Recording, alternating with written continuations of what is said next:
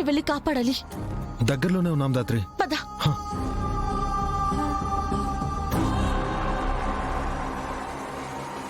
అమ్మా, నేనేం పాపం చేశానని నన్ను అనాథాశ్రమంలో వదిలేశావు?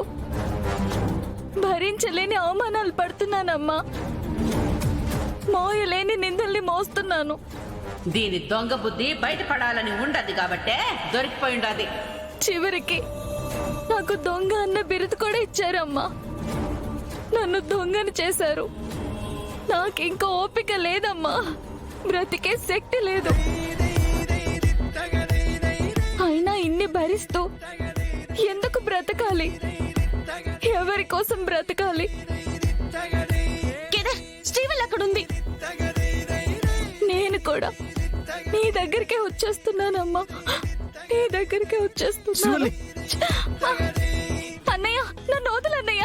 శ్రీవల్లి, నేను చచ్చిపోవాలన్నయ్య. నన్ను ఎందుకు ఆపారన్నయ్య? శ్రీవల్లి, చెప్పేది విను. నువ్వు బ్రతకాలమ్మా. ఎవరి కోసం బ్రతకాలన్నయ్య?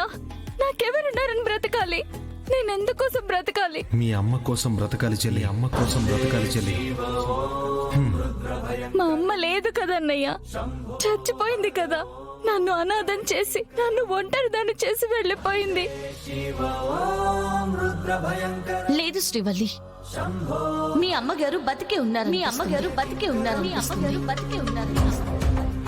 ఏమంటున్నారు వదినా? మా అమ్మ బ్రతికే ఉందా? ఏ ఆధారంతో చెప్తున్నారు? కేదార్, ఆశ్రమంలో ఇచ్చిన ఫోటో చూపించు. చూడమ్మా, నిన్ను అనాథాశ్రమంలో వదిలింది ఈవిడే. అనాథాశ్రమంలో వదిలింది ఈవిడే.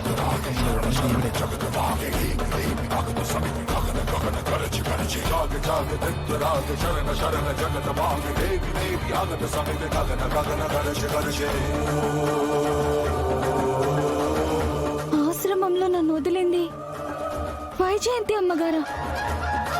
అంటే నా కన్న తల్లి వైజయంతి అమ్మగారా? అత్తయ్య గారే నీ కన్న తల్లి అవునో కాదో తెలీదు, కానీ నిన్న ఆశ్రమంలో అప్పగించింది మాత్రం అత్తయ్య గారే.